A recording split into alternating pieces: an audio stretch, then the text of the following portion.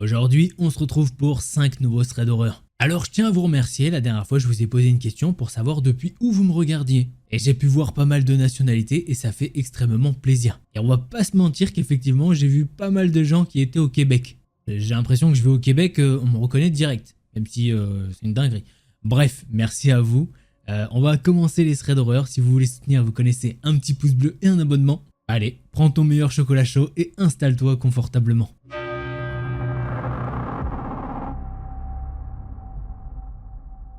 D'ailleurs, pour ce premier thread d'horreur, eh bien, il va se passer au Canada. Tout a commencé il y a quelques jours, le 5 juillet. Bon, au moment où je te raconte cette histoire, ça fait plus il y a quelques jours. Je recevais un appel aléatoire de FedEx vers 22 h, où ils me demandaient mon nom et mon adresse, que normalement ils connaissent déjà. Mais je leur ai donné, en pensant qu'il pourrait s'agir d'un colis qui a été perdu et qui a enfin retrouvé le chemin de chez moi. Rétrospectivement, j'aurais dû savoir que FedEx ne livre pas après 20 h ici au Canada. Je n'y ai pas pensé plus jusqu'à ce que je reçoive un autre appel téléphonique, me disant qu'il ne trouvait pas mon adresse et il me demandait de sortir au rond-point à proximité de chez moi. Mon père a pensé que c'était bizarre, alors il a patrouillé dans le secteur pour trouver ces gens. Mon père a environ fait 4 tours. Le premier tour, il n'y avait rien là-bas. Mais ensuite, je suis devenue curieuse et je l'ai rejoint pour le deuxième tour. Encore une fois, rien. Je suis rentré chez moi et mon père a fait un troisième tour autour de la maison. Et il a trouvé un SUV gris dans le coin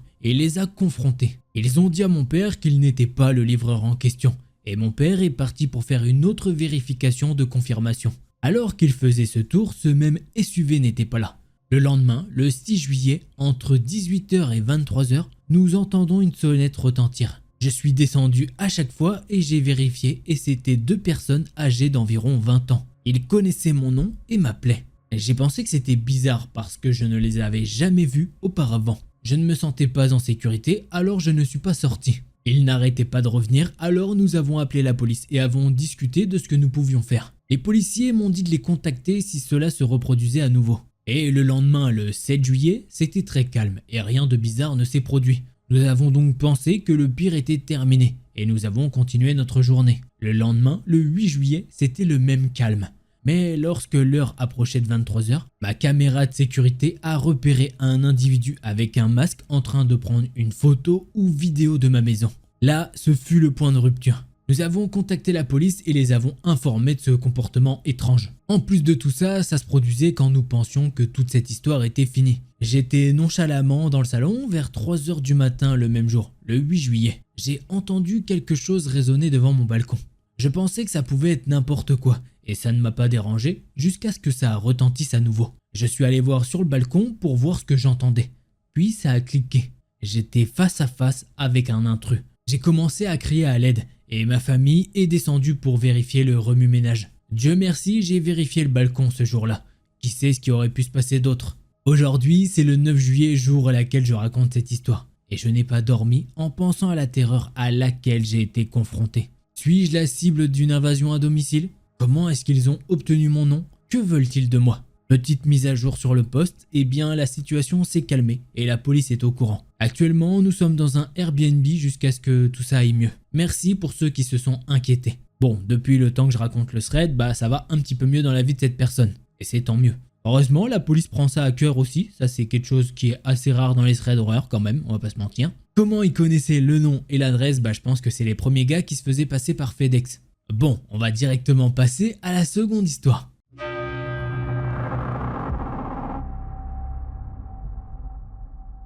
Salut à tous, il m'est arrivé un imprévu hier matin et je me suis dit que c'était l'occasion de poster ça ici. Pour le contexte, je vis au Canada dans une région qui est malheureusement touchée par ceux qui prennent des petits bonbons et qui fument de la salade, si je puis dire. Bref, j'habite seul dans un petit appartement en demi-sous-sol, donc mes fenêtres sont au niveau du sol à l'extérieur. Alors c'était le matin, j'étais en caleçon dans mon lit en train de regarder la télé et j'entends comme un grattement à ma porte d'entrée et ça devient de plus en plus important pour finalement devenir de véritables craquements. Rapidement, je comprends que quelqu'un essaye de forcer ma porte. Alors je sors mon fusil. Je vis dans le nord au milieu des ours. Je travaille et j'étudie dans la nature. Et je fais du tir depuis des années, donc oui, je suis armé. Je le charge et je prépare le 911 sur mon téléphone. Puis je me remets dans ma chambre et j'attends que la situation évolue pour prendre la décision d'appeler le 911 ou non. Peu de temps après, les bruits à ma porte s'arrêtent. En revanche, ma fenêtre de ma chambre est juste au-dessus de ma tête. Quand je suis dans mon lit et quelques dizaines de secondes après la fin du forçage de ma porte, je commence à entendre des pas et quelqu'un parlait tout seul au-dessus de ma tête. Alors je me relève de mon lit avec mon fusil toujours chargé et je me positionne face à la fenêtre. En effet, à travers les rideaux, je discerne la silhouette d'un homme qui essaye d'observer à travers la fenêtre coulissante entrouverte. Et rapidement, je le vois. Et je l'entends poser sa main sur la fenêtre pour essayer de l'ouvrir en plus grand. J'essaye de ralentir mon rythme cardiaque pour pouvoir garder mon calme et rester maître de ce que je fais. J'ai quand même une arme à feu dans les mains et il ne faut pas que je l'utilise pour autre chose que dissuader. Je n'ai aucunement envie de tirer sur quelqu'un. Au bout de quelques secondes qui m'ont paru beaucoup plus longues, l'intrus a terminé de faire coulisser la fenêtre et passe sa main devant les rideaux pour les soulever et passer en dessous. Quand sa tête passe à l'intérieur de chez moi, il se retrouve face à moi, en caleçon, la tête dans le cul, avec un fusil braqué sur lui. Là, il y a un énorme gros blanc, jusqu'à ce que je dise « Ça va? Je vous dérange pas? Vous avez besoin d'aide peut-être ?» Pour réponse, il me dit, avec beaucoup de mal à parler, il bavait des litres de salive et il avait l'air d'être complètement ailleurs. « Bonjour monsieur, je ne savais pas que cet appartement était occupé. Désolé, je m'en vais, je vais refermer votre fenêtre. » Et c'est ce qu'il a fait. En conclusion, je pense que c'était un pauvre homme. Il ne savait pas ce qu'il faisait. Il cherchait juste à squatter. Je n'ai donc même pas appelé la police. Je n'avais pas le courage ni même l'envie de mettre cette personne dans une situation encore plus précaire, sachant qu'il n'avait absolument pas l'air réellement mal intentionné. Et je n'avais surtout pas l'envie de me retrouver dans des procédures judiciaires interminables, alors que j'ai mes cours et mon travail à suivre. Merci de votre lecture. J'espère que j'ai bien raconté cette petite anecdote toute fraîche et que ça vous a plu. Alors pour cette conclusion, effectivement on a l'impression que c'est pas très effrayant, puisque le gars nous dit oui c'était juste un squatter ou quoi. Mais lui il réagit comme ça, puisque il est calme peut-être et tout. Imagine quelqu'un qui a beaucoup plus peur et qui tire direct dès qu'il voit la silhouette de la personne, ça aurait pu faire d'autres conséquences. Voilà, je sais pas ce que toi t'en penses, t'hésites pas, tu me le dis dans les commentaires. Allez, on passe au prochain thread d'horreur.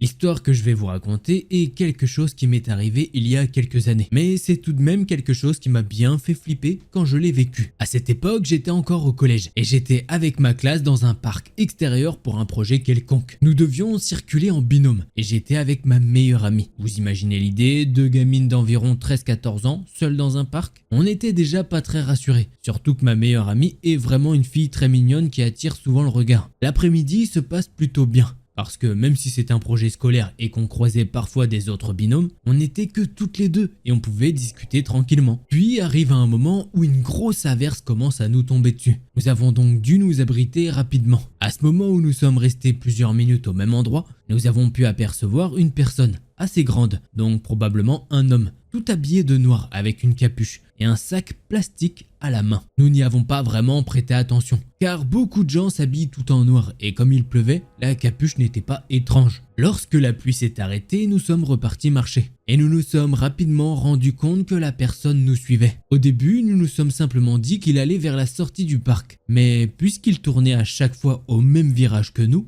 on a vite abandonné l'idée. Nous nous sommes alors arrêtés et on a fixé l'homme. Lui, il ne s'est pas arrêté. Il a continué à se rapprocher avant de s'arrêter à quelques mètres. Lorsqu'il s'est stoppé, autant vous dire que notre rythme cardiaque s'est accéléré. Surtout quand on l'a entendu rire. Et ce n'était pas un rire que l'on fait lorsque l'on trouve quelque chose d'amusant. C'était un rire froid, glauque. Puis, d'un coup, comme ça, l'homme a tendu la main vers nous. Il a fait un mouvement pour nous dire de nous rapprocher. Et en même temps, il a prononcé les mots « Venez là ». Avec ma meilleure amie, nous n'avons pas cherché à comprendre. Et on a tapé notre meilleur sprint. Sauf que j'ai un toc très bizarre, qui fait que plus je suis dans une situation de merde, plus je rigole. Donc là, gros fou rire, au point où j'avais du mal à courir. On continue quand même notre sprint sans vérifier si l'homme nous suivait ou non. Et là, le drame. Après plusieurs virages, on se retrouve dans un chemin qui mène à une cour d'eau. Impossible de traverser. Nous sommes donc bloqués. À ce moment, nous avons très peur. Nous nous disions que l'homme allait revenir, qu'il n'était probablement pas seul et allait nous emmener on ne sait où. On s'est agenouillé et caché du mieux qu'on pouvait derrière les grosses plantes du parc. Et quelques secondes après, l'homme était dans notre champ de vision. Nous avons retenu notre souffle, malgré que nous étions essoufflés après avoir autant couru. Et heureusement, l'homme ne nous a pas vus et il a continué sur un autre chemin. Une fois qu'on ne le voyait plus, on a immédiatement couru dans le sens inverse pour rejoindre le point de rassemblement, où on a alerté les profs qui ne nous ont pas vraiment pris au sérieux. Avec ma meilleure amie, on a abandonné le projet et on a fait le tour du parc pour prévenir toutes les filles qu'un type chelou pouvait leur parler à tout moment. On s'est rendu compte le lendemain qu'un autre binôme de filles avait croisé ce gars, mais avait réussi à s'enfuir, malgré que l'homme a commencé à les suivre en courant. Et voilà, c'est comme ça que se termine ce thread d'horreur. Clairement, le mec en voulait à des filles. Il s'est dit, là ça y est, 2 binômes, il s'est dit, mais pour lui, là c'était bingo. Le mec, il était en mode, mais c'est quoi ce délire? Il y a trop plein de filles. Non, c'est pas la fête en fait, c'est juste un projet scolaire, donc des filles mineures, donc tu ne dois pas y toucher, tout simplement. Enfin, c'est simple. Normalement, c'est simple à comprendre, hein, mais bon, ok. Bref, les filles ont eu raison de courir et elles ont esquivé peut-être le pire. Allez, on passe au prochain thread d'horreur.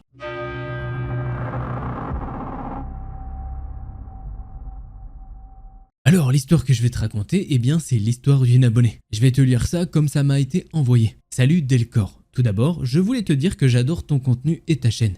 Je laisse toujours mon petit pouce bleu. Ça, c'est très beau. Donc, je dis ça, je dis rien. Je t'écris pour te raconter une histoire qui m'est arrivée il y a environ 6 ans quand j'avais 20 ans. Je ne sais pas si tu vas considérer cela comme un thread d'horreur, mais j'ai bien flippé à l'époque. Voici mon histoire. Il y a 6 ans environ, je n'habitais déjà plus chez mes parents. Enfin, chez ma mère car mes parents sont divorcés, qui eux habitaient en campagne profonde. Cependant, je m'y rendais régulièrement pour leur rendre visite ainsi qu'à mes frères et sœurs qui eux habitaient encore là-bas. Le soir où l'événement s'est passé était un soir de fête de village. C'est un détail important. Ma mère et mon beau-père faisaient partie du comité des fêtes et étaient donc présents là-bas. Ça se déroulait dans le village à côté du mien, environ 5 minutes en voiture. Moi, de mon côté, j'avais emmené une copine avec moi chez ma mère. Nous avions décidé de manger avec mon frère et ma sœur à la maison avant de partir.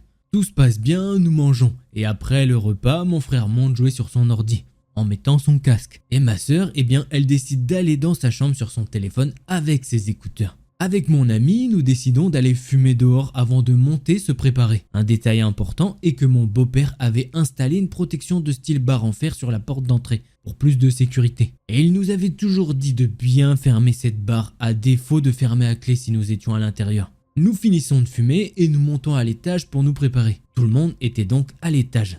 Et j'ai oublié de fermer l'autre barre. Ma maison était faite ainsi. En bas, la porte d'entrée qui donnait sur mon salon. Une cuisine ouverte et un petit couloir pour rejoindre la cuisine du côté droit. Et l'escalier. En haut de l'escalier, une mezzanine qui donne sur la porte d'entrée. Porte d'entrée qui avait le dessus en verre. Donc, on pouvait voir d'en haut si quelqu'un était devant. Et juste en face de l'escalier, la salle de bain. Les chambres de mes frères et sœurs étaient à l'étage mais tout au fond du couloir. Nous étions donc dans la salle de bain avec mon ami à se préparer. La porte de la salle de bain ouverte et tout d'un coup, j'entends la porte d'entrée s'ouvrir et se refermer. La barre installée faisait énormément de bruit quand la porte s'ouvre. Impossible de ne pas entendre. Je m'arrête donc dans ce que je suis en train de faire. On se regarde avec mon ami et on comprend que ce qui vient de se passer est bizarre. Je regarde en bas discrètement et je ne vois personne. Je me dirige à toute vitesse vers la chambre de mon frère et commence à crier en paniquant. « Hugo, quelqu'un est rentré dans la maison !» Et lui, il n'avait absolument rien entendu puisqu'il avait son casque sur les oreilles. Mon frère enlève ce casque et il me demande qu'est-ce qui se passe. Je lui répète donc. À ce moment-là, ma sœur sort également de sa chambre et me demande qu'est-ce qui se passe. Je lui dis donc de rester dans sa chambre. Elle était plus petite que nous.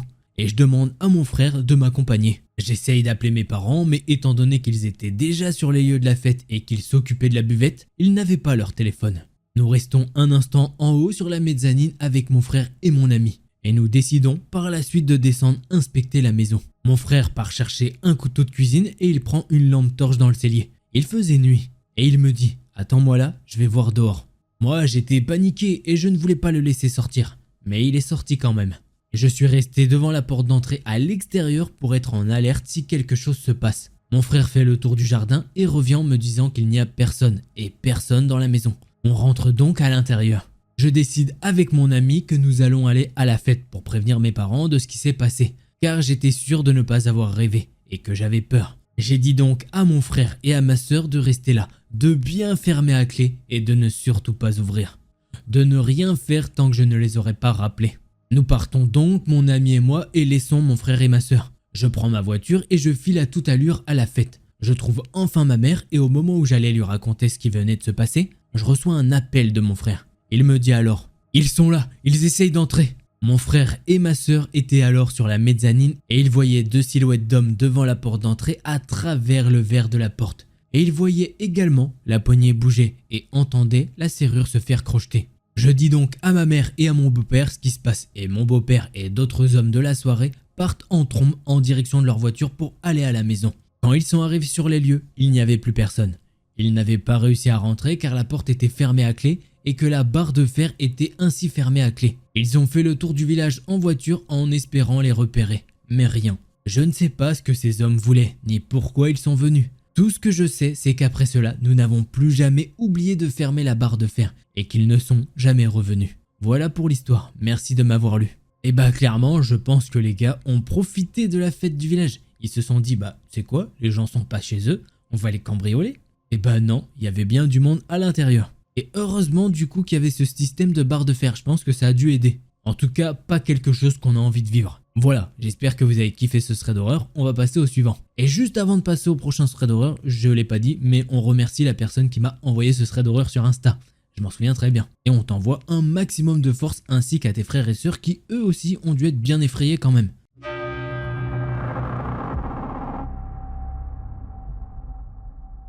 Bon, avant qu'on commence ce thread d'horreur, si tu veux soutenir, bah tu connais, un petit pouce bleu et un abonnement. Ça fait pas de mal, et comme c'est le dernier thread d'horreur et qu'après que j'aurai fini de raconter tout ça, bah tu vas partir. Alors une dernière piqûre de rappel, ça fait jamais de mal. Allez, on passe à l'histoire. Et justement, mon histoire se passe un soir de Noël. Ma copine et moi, nous avons passé toute la semaine chez ma famille. D'ailleurs, c'est pas mon histoire personnelle, c'est moi qui raconte en première personne, ok? D'ailleurs, c'était la première fois qu'elle rencontrait sa belle famille. Elle s'entendait plutôt bien avec eux. Cette journée de Noël, nous avons déballé des cadeaux. Et nous avons bien mangé. Sauf que ma copine ne tient pas trop l'alcool et donc elle a fini complètement bourrée. Le problème, c'était que l'on devait retourner dans notre ville le soir même, puisque le lendemain, on avait notre travail. Donc j'ai pris le volant et j'ai mis ma copine sur le siège passager. Il y a à peu près 2 heures de route à faire, mais nous devons emprunter une longue route et très sombre, qui est entourée de forêts. Pour vous dire, il fait très froid. Il a neigé cette semaine, donc le sol est très glissant. On ajoute à ça la gelée du soir, qui nous donne une bonne patinoire. Donc même si effectivement j'ai mis les pneus pour rouler,